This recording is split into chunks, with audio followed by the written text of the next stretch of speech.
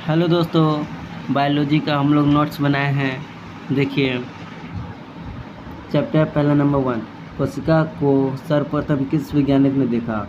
Robert Hooke 1665 ईस्वी में। दूसरा, कोशिका को जीवन की संरचना एवं क्रियात्मक इकाई को क्यों कहा जाता है? उत्तर, सभी जीव कोशिकाओं के बने होते हैं। ये जीवन की मूलभूत इकाई है।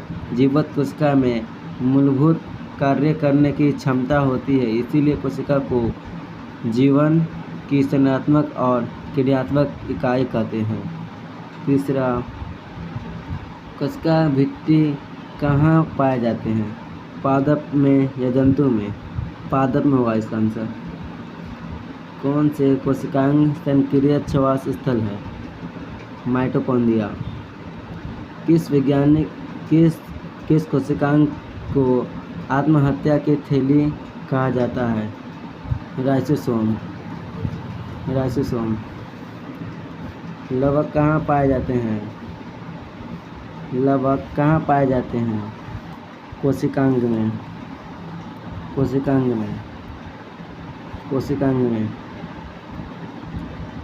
7, कोशिका के अंदर प्रोटीन संश्लेषण कहाँ पाए जाते हैं?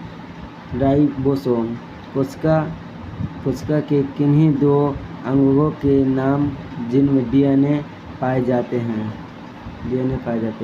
माइटोकॉन्ड्रिया और लवक क्लोरोप्लास्ट। दूसरा निकाल रहे हैं। 9वां, भोजन का संपूर्ण ऑक्सीकरण किस कोशिकांग में होता है? माइटोकॉन्ड्रिया। 10वां, कोशिका भित्ति तथा कोशिका झिल्ली में मूल अंतर क्या है?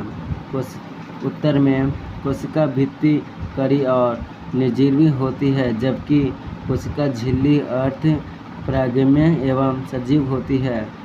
11, कोशिका झिल्ली को चयनात्मक परागम्य झिल्ली क्यों कहते हैं? उत्तर में कोशिका झिल्ली कुछ ही पदार्थ का अवगमन करती है, इसीलिए इसे चयनात्मक परागम्य झिल्ली कहते हैं।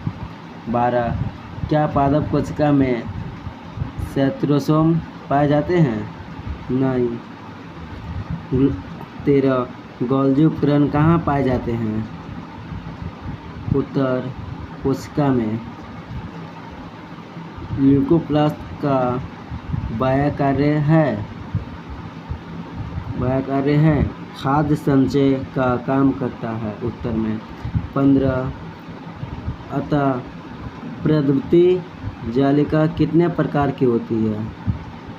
उत्तर में 2 प्रकार, एक चिकनी और दानेदार।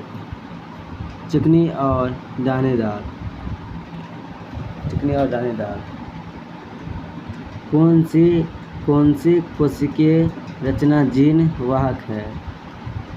उत्तर में डीएनए। आइए दोस्तों, ये बायोलॉजी का चैप्टर 1 का नोट्स पूरा है। 17, क्रोमैटिन धागे कब क्रोमोसोम की तरह दिखाई देते हैं? उत्तर, कोशिका विभाजन के समय। 18, जीन किसे कहते हैं? डीएनए क्रियात्मक खंड को जीन कहते हैं। 19, क्रोमोसोम का निर्माण किन घटकों से होता है? उत्तर, एल्किन, मैट्रिक्स, क्रोमैटिक्स,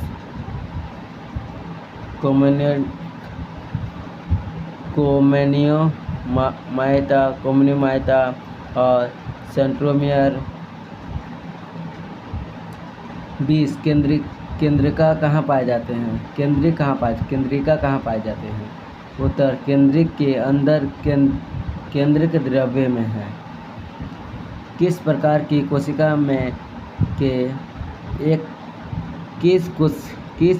कोशिका में के नहीं होता है? प्रोकैरियोट में। 22, कोशिका कोशिका के भीतरी तथा बाहरी वातावरण के बीच गैसों का आदान प्रदान किस क्रिया द्वारा होता है? उत्तर में विसरण के द्वारा।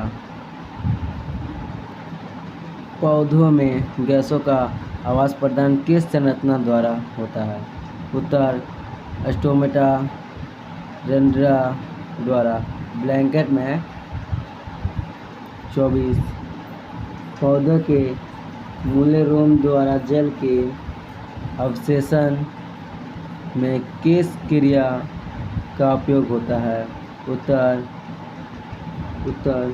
प्रासरण द्वारा। एक और है भाई,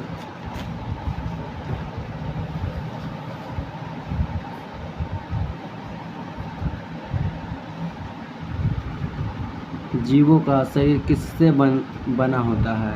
कोशिकाओं से